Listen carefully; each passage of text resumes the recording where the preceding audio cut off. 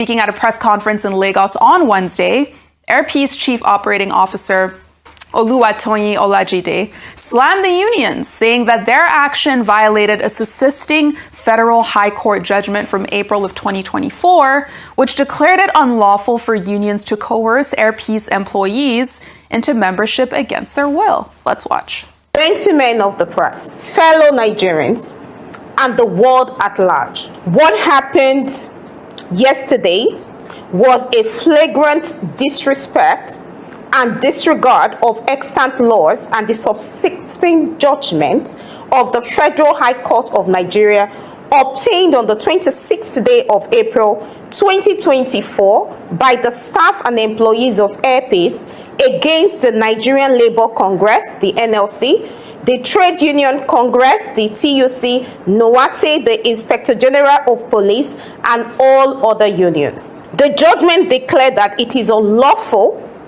and unconstitutional for this union to threaten the employees of Airpeace through coercion of their employers, Airpeace Limited, whether directly or indirectly, including through their officers, servants, agents, privies, or any other third party, or however, to seek to impose membership of the union upon the employees against their will. I have here with me the set judgments that I just read out. That was obtained by the employee of Airpeace, April 2024. And I have the extract of the judgment here. If you looked at this judgment, you can see here, this happened on Friday, the 26th day of April, 2024, before His Lordship, the Honorable Justice Akintayo Aluko, Judge. The court also granted an order of perpetual injunction against the unions restraining from harassing the employees of Airpeace by any means at their places of work or any other place, and to refrain from causing or instigating any breach of the peace likely to occasion harm to the staff and employer of any threats to their lives and property of Airpeace. The court also ordered the police to ensure compliance with this judgment throughout the Federation. We must state clearly that these appalling disruptive activities of the union members simply violated ICAO and NCAS security regulations. In simple terms, is an act of unlawful interference, and it is punishable under the extant aviation regulations. Our position is therefore unequivocal. Our employees have the constitutional right to choose. Our passengers have the constitutional right to travel. And Airpeace has the right to operate without unlawful interference. We therefore call on the federal government, the security agencies, the airport authorities, and aviation regulators to please conduct a thorough and independent investigation into yesterday's unacceptable events. Now, Olajide also revealed that a female Airpeace employee was left bleeding and bruised after being physically assaulted by union members, warning that those involved could face restrictions on flying or arrests abroad, and that airports are sensitive national assets where this kind of violence must never happen with impunity. But the question remains, if a federal high court judgment from 2024 already restrains unions from harassing Airpeace staff and 98% of Nigerian airlines have no unions, why was only one airline targeted with violence that violated both the Constitution and a court order? Now, the federal government, the NCAA, airport authorities, and security agencies have all been called to investigate this incident, and it has to be done urgently. Nigeria's aviation industry is way too important to allow this to become a precedent. And Dr. Abati, I'll come to you on this story, as I also say good morning and welcome back to the morning show. Missed you, but good to have you back. Thank you. Ayo, good morning. Good to see you as always, and Rufai, always good to see you. Dr. Abati, I mean, Okay, two issues here put up by the protesters who disrupted the operations of Airpeace. First, 5% ticket sales tax, which they claim that Airpeace was not paying. And the position of Airpeace is that the man in charge of, I think it's NACA, right? has already made that's Captain Najomo, NCAA. I'm trying to refer to Captain Najomo. Had already said the various airlines involved have been complying with the directives given by the NCAA. However, the question from Airpeace is that why is it that it's only Airpeace that is being targeted when even the relevant authority has made it clear that there's no infraction in that regard, that they have compliance? That's the first question. The second question has to be the disruptors of the operation now saying that staff of Airpeace are not being allowed to join the union. In this case, NUATE, the National Union of Air Transport Employees, NUATE. And the Airpeace defense is now strictly a question of law. That on 26 April 2024, this same matter had been determined by the Court of Justice Aluko, Federal High Court, Lagos Judicial Division.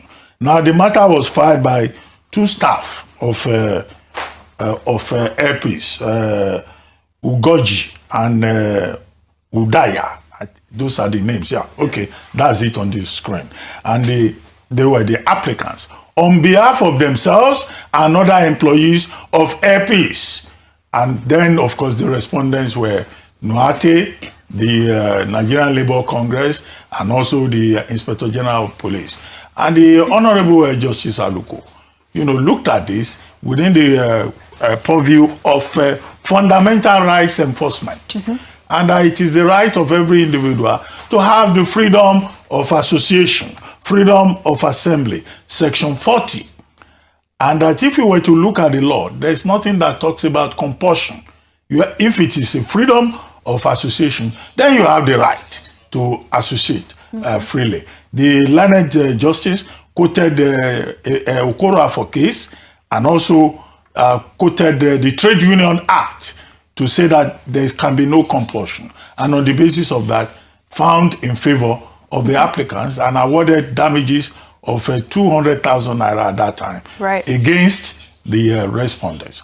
So the third issue is that Airpeace has a court judgment in its favor. So what can Airpeace do where the other party has refused to obey the court of law, where there is no evidence that matter is on appeal or that there is any pending appeal? So it will mean that the applicants, in this case NUATE, decided to disobey the law. So Airpeace should go back to the court and charge those parties for contempt, because it's contempt of law, and insist on the enforcement of the fundamental human rights of the persons. But I think the issue here is about consent, about willing decision, about the fact that you cannot compel people to join an association. That is what should be tested for that in the court of law. And this is without prejudice. That workers are entitled to collective bargaining, that they are entitled to joining a union of their choice. But what the basic point is that this cannot be compulsory. The other leg of it is what international rules state. The basic thing in aviation is safety. When you disrupt the operation of an airline, you raise safety issues. And apart from that, Airpeace says they've lost 2 billion naira, which is so significant. But also think in terms of the agony that passengers and customers suffered. And then there was assault involved.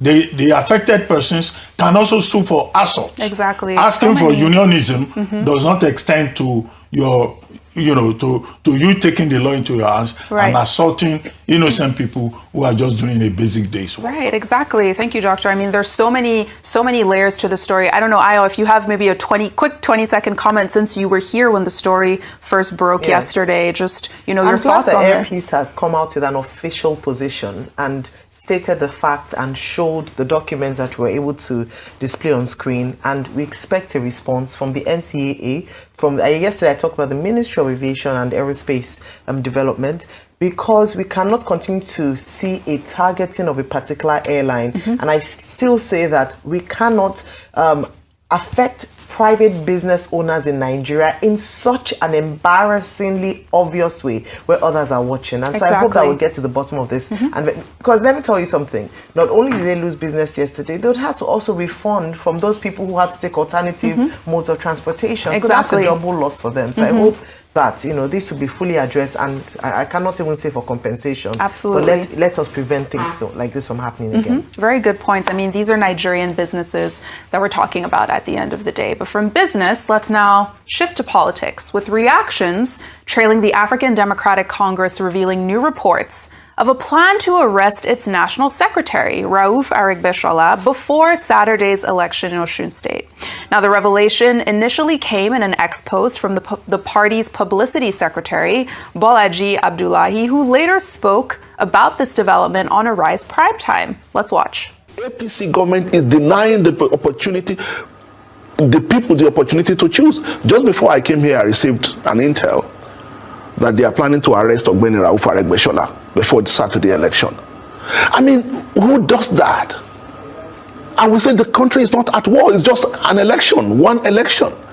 But it appears like they are determined to prove a point that the president is historically from. Well, I don't have any evidence to support what you're saying. I mean, so we'll have to watch and see what happens. We will have to watch and see. And, you know, the APC hasn't publicly responded to these claims, but people online had some thoughts, as always. And I'll take one from Boye, who says, AREGBESOLA needs attention because it's only two parties that are really relevant in this Osun State election.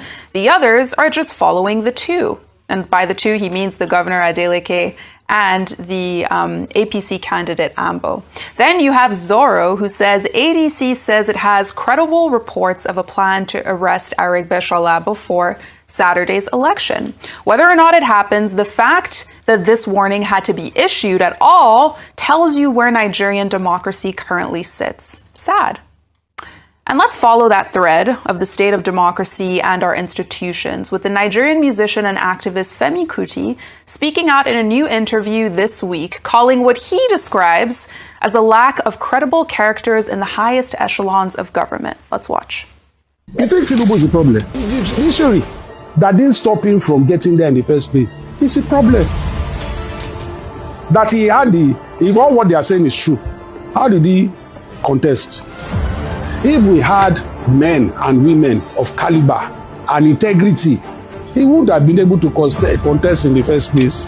Obasanjo put EFCC to arrest all the corrupt people. One of the first people EFCC arrested was his daughter, Iyabo. Then Ribadu was removed, or he even ran away because I think they were after his life. So they removed him from head of EFCC. This same Ribadu is now Tinubu's security personnel. So you see, it's the same people. They go to the same parties. They go to the same weddings. They hug themselves.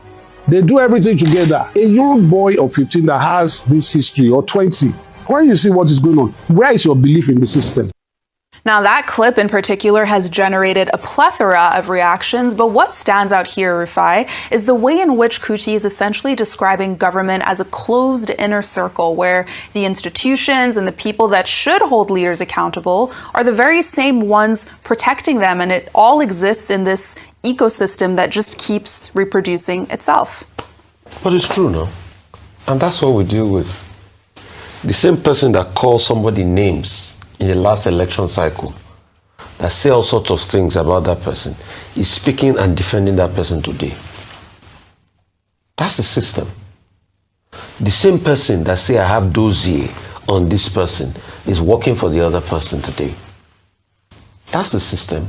Like I was saying this morning, you see, Annie, if you say something that is very insightful, it depends on the party you are and where you are as when you're saying it. I mean, look at Mr. Jingar. He's saying it where they were APC people. I mean, they were APC governors in that meeting when he said it now. Yes, that's in and they didn't challenge. So as long as they were there, they accepted what he said. They might not come out openly to say they accept. In fact, some have even said we reject it too. But when he was saying it there, why didn't he say haram, haram, haram, stop it? No. And guess what? The man has doubled down has said it again that he's not going to apologize.